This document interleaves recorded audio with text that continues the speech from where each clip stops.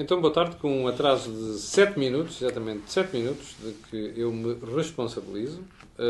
Estamos no ar com o Think Tank desta semana. Já sabe que, desculpem-me, só estou aqui a fazer o share na minha página pessoal. Já sabem que, como eu costumo dizer nestas matérias, temos duas partes. A primeira, em que vamos começar a debater os temas, mas você pode começar logo a meditar sobre eles e a suscitar dúvidas, questões e até mesmo discordâncias, excetuando insultos. E o que é que nós temos para si esta semana? Como sabe, foi uma semana da ressaca e do rescaldo das eleições no Partido Social Democrata. Na semana passada, quando fizemos aqui o programa, não sabia ainda os resultados. Ora, neste momento sabemos que o Rui Rio ganhou. Bateu o Santana Lopes. E agora aqui a questão principal é perceber como é que a liderança do Rui Rio pode escapar à sorte que teve Luís Filipe Menezes na viragem do século. Isso explica-se facilmente. É que quando o PS é o polo de atração, ou seja, quando o pote está cheio, não é? A consolidação da liderança do PSD fica mais difícil. E é isso que nós vamos analisar hoje. Joaquim Aguiar, como é que o Dr. Rui Rio pode escapar à sorte do Dr. Luís Filipe Menezes, sabendo que o pote está cheio e o PS tem as mãos todas no pote? Não, o pote não está cheio. O pote parece estar aparentemente cheio. E, ponto muito está mais cheio, está cheio de importante, dívida. O pote está nas mãos do PS. Sim. E é porque está nas mãos do PS que o PS é o centro da atração. Sim. Ora, neste tipo de circunstâncias que o PSD já viveu noutras alturas, a começar por a fase de formação do próprio partido, porque também nessa altura o pote estava na esquerda, o PSD, na altura PPD, era uma figura estranha que tinha herdado o que restava da Ação Nacional Popular, Mais da primavera marcelista. Sim, a antiga União Nacional, de tal modo que, na altura, foi o general Spínola que convocou que inventou o PSD. Personalidades mais à direita do que os do PPD para formarem um partido que veio a ser o CDS. Sim. Bom, portanto, nesses tempos de origem do PPD já se percebia o que é a necessidade de segurar os eleitores. Porque os eleitores se dirigem em relação àqueles que os podem ou proteger ou beneficiar. Sim. Ora, de cada vez que o PS está no poder e há uma mudança de liderança no PSD, é difícil à nova liderança impor-se. Porque, por um lado, tem que ser a oposição contra o PS que está no poder, mas, por outro lado, tem que satisfazer os seus eleitores e esses precisam que não haja conflito com o PS. Porque é o PS quem está a distribuir nesta altura. Ou seja, a questão principal é sempre o pote. Foi isso que aconteceu ao Luís Filipe Menezes, que teve não só dificuldade, como fracassou nessa iniciativa, mas atenção, o facto de ele ter sido presidente da Câmara de Gaia e este ter sido presidente da Câmara do Porto deverá ter favorecido a que este tenha examinado o que é que foi o destino do outro. E, portanto, que este tenha mais precauções. Ou seja, ponto essencial. Sim. Ponto essencial nas precauções é que este perceba o que é o talento em política. O talento em política é perceber que, quando mudam as condições, também mudam as possibilidades. E, por isso, as promessas e as propostas políticas têm de se adaptar para, com as novas condições, identificar o que são as novas possibilidades. Então, Joaquim, as condições indiscutivelmente mudaram. Vai lá ver o que é que são estas coisas das condições e das possibilidades. É aí que eu queria chegar. Hoje, o PS é o PSD, por outras palavras. Isto é, faz o programa que foi negociado com a Troika. Corta na mesma, mas chama não, isso e manda cativações. Um membro seu para ser presidente da Troika. Sim. Porque é essa, neste momento, a missão do Mário Centeno. Sim. Ora, quando estas coisas acontecem, ou os do PSD ficam à espera que apareça o diabo e ficar, que haja uma catástrofe e que então volte tudo ao princípio, ou têm que perceber que têm que examinar e falar do que é a mudança das condições, o que é o efeito das cativações, o que é a apropriação pelo PS do programa do PSD no mesmo período em que tem o apoio do Bloco de Esquerda e do Partido Comunista. Já vamos aí. Jorge, primeiro, Rui Rio consegue escapar ao destino de Luís Filipe Menezes. Segundo, como é que se faz isto que o Joaquim está a dizer? Que é explicar as cativações, os efeitos das cativações e o que é que vem a seguir. Porque, no fim de contas, o PS tentou fazer isso nos últimos tempos e correu mal. A tua pergunta não percebi em relação a Luís Filipe Menezes escapar em que sentido? À sorte que teve Luís Filipe Menezes. Não se conseguiu afirmar no partido, precisamente numa altura em que o PS havia dinheiro e o PS era o dono do pote. Primeiro, acho que a expressão pote na situação atual portuguesa é ambígua e até pode ser enganadora. Nós não temos nenhum pote.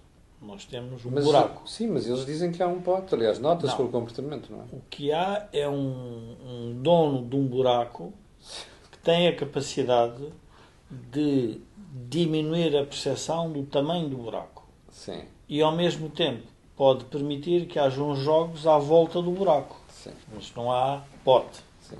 Há um pote de dívida.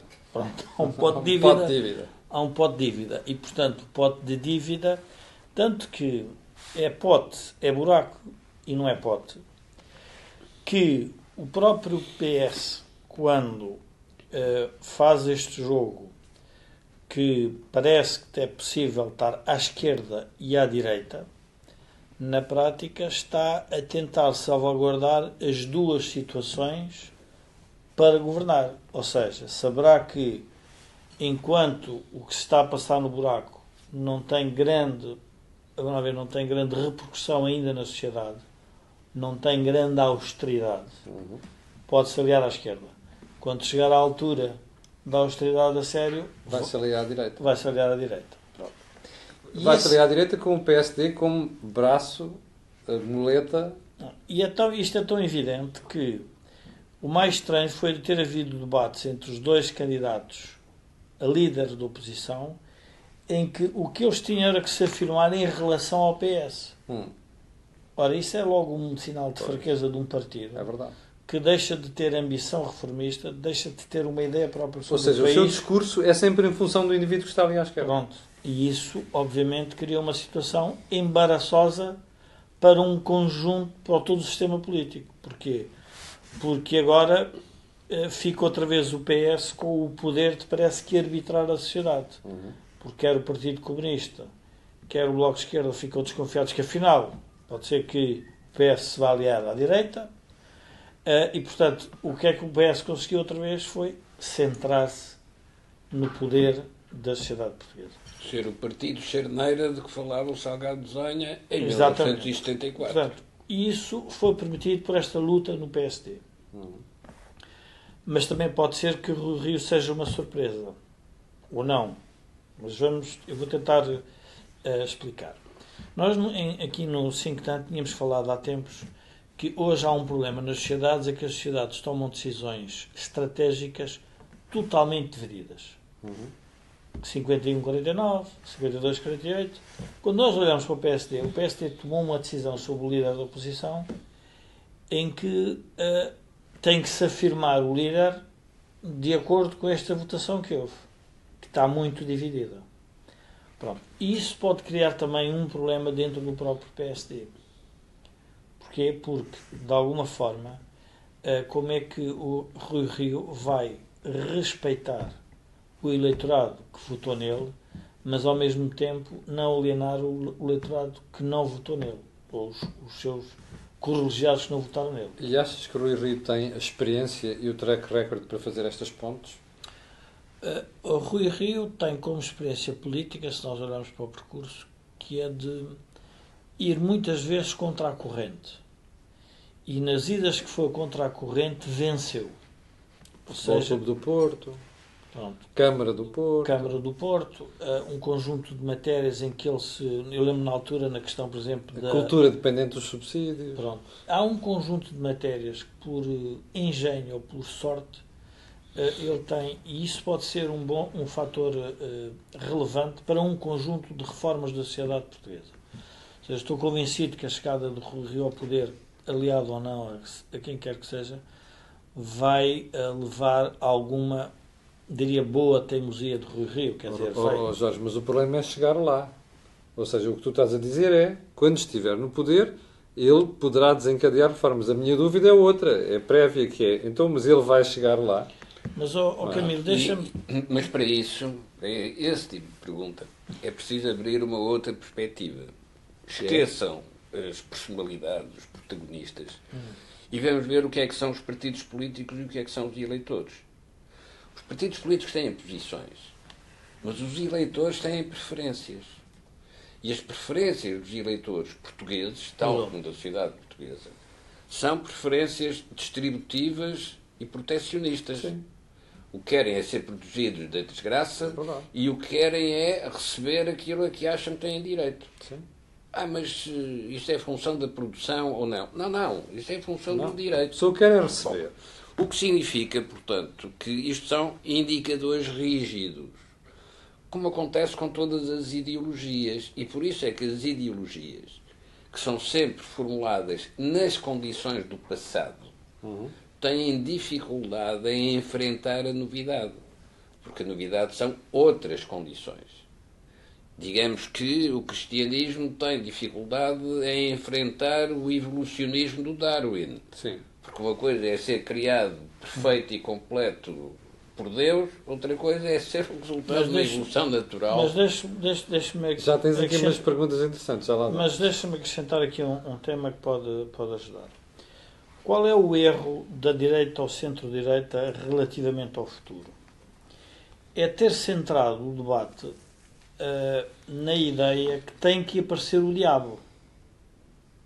Ou seja, nós temos que olhar para os números como eles são e não nos deixarmos, vamos lá ver, anestesiar pela espuma e pela superficialidade das coisas. Sim.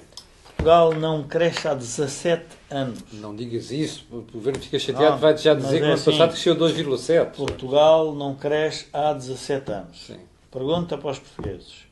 Os próximos 17, como é que vão ser? Bom, e a direita, ou centro-direita, ou o que lhe queiram chamar, chega ao poder, porque quem ocupou o poder durante 17 anos, neste caso 11 anos, criou uma situação em que só foi possível chegar lá porque nós esbarramos com a parede. Bom, a pergunta que a direita e a centro-direita devem fazer é, mas querem condições catastróficas para chegar ao poder? Então, e se elas não aparecerem? Qual é o projeto político que o PSD, o CDS e qualquer partido que surja neste espectro oferece à sociedade portuguesa? Não tem. Não tem. Bom, espera aí, vamos ver. Ele não tem, mas vamos ver se não vai ser obrigado. Joaquim, mas o problema é que não tem ele, nem teve o PSD nos últimos 20 anos. Vimos há pouco que os partidos mas têm... o PS apresentou uma proposta. Juntou-se à esquerda. Sim, está bem. Isso apareceu a solução. Sim. Vimos há pouco que os partidos têm posições, os eleitores têm interesses, não mudam os interesses, os partidos também não mudam as posições e, de repente, são confrontados com uma mudança das condições. A Europa vai ser diferente, a América é diferente, a posição da China é diferente, a competitividade das empresas em Portugal depende hoje de decisões como as da Auto Europa ou em Mangual da Peugeot, da PSA. Ora, esse tipo de choques precisa de ter um configurador da resposta. Joaquim, mas vamos lá ver, recorrer ao passado para perceber o que o Joaquim está a dizer. O que o Joaquim está a dizer é assim, vem aí uma série de choques e as pessoas têm que mudar. Joaquim, nós já tivemos uma série de choques nos últimos 20 anos e ninguém mudou. E agora vamos lá responder isso. Porque para isso precisamos primeiro perceber como é que se consegue levar as pessoas a mudar. E só se consegue levar as pessoas a mudar, não com um bloco central para ocupar o poder, mas com um bloco de convergência estratégica para definir como é que Portugal se integra nas novas condições em que vai ter de operar. Com uma população envelhecida, com um sistema de segurança social que não é financiável, etc. É nesse quadro, nesse bloco de convergência estratégica, que se analisam as condições e se articulam com as possibilidades. Isso é que é o verdadeiro diabo. É o verdadeiro diabo porquê? Porque é o que traz as condições do futuro. Mas o Joaquim está a tocar num ponto que é interessante, que é, nós não podemos transformar a política e as soluções políticas como soluções partidárias. Porque os partidos existem para, no fundo, se chegar ao poder, mas depois o que têm é que gerir o país. O que os partidos têm que oferecer aos cidadãos como um todo é a solução dos seus problemas. Ora, nós somos massacrados, invadidos, intoxicados por discussões permanentes, partidárias e ideológicas, e que depois não elas próprias, por se tornarem tão partidárias e tão ideológicas, quase que esquecem as condições e as possibilidades. O país consegue responder a um jovem com 20 anos qual é o teu sistema de reformas para daqui a 40 anos. Ele sabe lá. Se calhar nem tu e eu vamos ter reformas. Não, mas não é questão de nós virmos a ter ou não. Qual é o modelo? Qual é o modelo Sim. de sociedade que eu quero apresentar a um jovem e que vive em Portugal e que vai fazer a sua vida em Portugal? Qual é o modelo de sociedade? Nós temos resposta? Não. Nós temos uma resposta ideológica sobre... Mas ele vai encontrar um modelo de sociedade quando olhar para ela conforme o bloco de convergência estratégica lhe mostrar o que é. Nós, neste momento, temos um salário médio próximo do salário mínimo e um salário mínimo próximo do subsídio de desemprego. Sim. Isto é, nós horizontalizamos a sociedade. Nós estamos socializados. Sim. E é Nós por isso que não temos socialismo. crescemos. É verdade. E é por isso que não Mas crescemos. isto é um país socialista, Joaquim. Ora Não. bem, mas é por isso que vale a pena recordar o Camões. Mas, quando escreve os Lusíadas, a última palavra que escreve é inveja. E como é que isso se aplica aqui? É óbvio, porque a única maneira de não invejar ninguém É sermos todos horizontalizar a iguais. sociedade. Foi assim que acabou a União Mas a inveja, Soviética. mas há quem enfim, há autores que defendem que o mundo move-se por causa da inveja. O mundo move-se por causa da inveja. Mas há dois tipos de inveja. Há a inveja do tipo que quer ambicionar a ter mais e há a inveja do tipo que quer que o outro tenha menos. Vive lá para baixo. Pronto. Mas isso Que é é um a problema. diferença entre os heróis e as vítimas. Pronto. Os heróis querem mais. As vítimas querem que ninguém tenha. Querem choradinho. Pronto. Mas isto para tentar responder a esta questão do bloco de convergência estratégica. E eu teria, enfim, num fórum mais restrito, discutíamos porque é que Portugal não tem a ambição de ter um salário mínimo de 2.000 euros? Qual é a razão porque é que nós não temos um salário mínimo de 2.000 euros? E estamos a discutir 10 euros nos 500, 600. Sim. Porquê?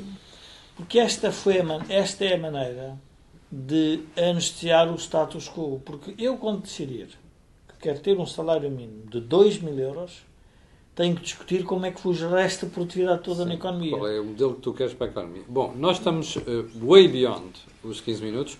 Vamos fazer aqui uma breve interrupção de 30 segundos e a seguir vamos voltar a responder a esta questão do Jorge, parece muito interessante. E outra coisa, que é o que é que o PSD tem que fazer para se diferenciar agora do PS. Então, até já.